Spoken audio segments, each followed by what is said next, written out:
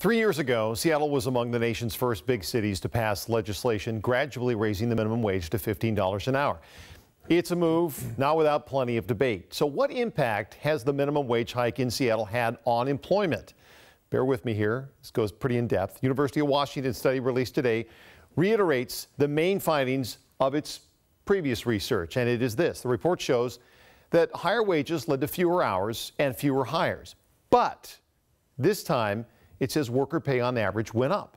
The original study released last year by that same team, including some University of Washington economists, focused on rising wages and fewer hours because of the minimum wage increase. Now, it essentially found that in 2016, the average low-wage employee made $1,900 a month. Now, once you factored in hourly increase and reduction in hours, that employee actually lost $74 a month. Now, those findings contradicted an earlier study by UC Berkeley, which found the minimum wage benefited businesses and low-wage workers. And then a follow-up study by Berkeley researchers just last month dove deeper, and it concluded this about the minimum wage increase in Seattle. Quote, "We cannot detect significant negative employment effects," which brings us back to today's UDub-led study. While it echoes much of the school's first research, it also broke down how three classes of workers were affected by a higher minimum wage. Those with lots of experience, they were rewarded with higher pay. Those with less experience saw really no gains at all. And those who were trying to break into the market were struggling to find work. The question, though, how much of that is the result of the higher minimum wage?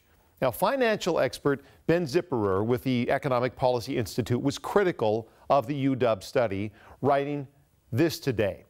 The flawed comparison underlying the study causes it to mistakenly attribute negative employment changes to the minimum wage, when in reality, Seattle's economic boom simply meant that low-wage jobs were converted into higher-wage jobs. Essentially, he says, a booming economy spurred a boom in demand for good workers, and that is what drove up wages, leading to less turnover and therefore less opportunity for some. It's worth noting that while some employers may have cut back hours, others raised the menu prices and they added service fees to mitigate those raises. The UDub study authors acknowledge that the economic boom in Seattle may have skewed their numbers. They say much remains to be learned still, and they promise a more comprehensive study in the future.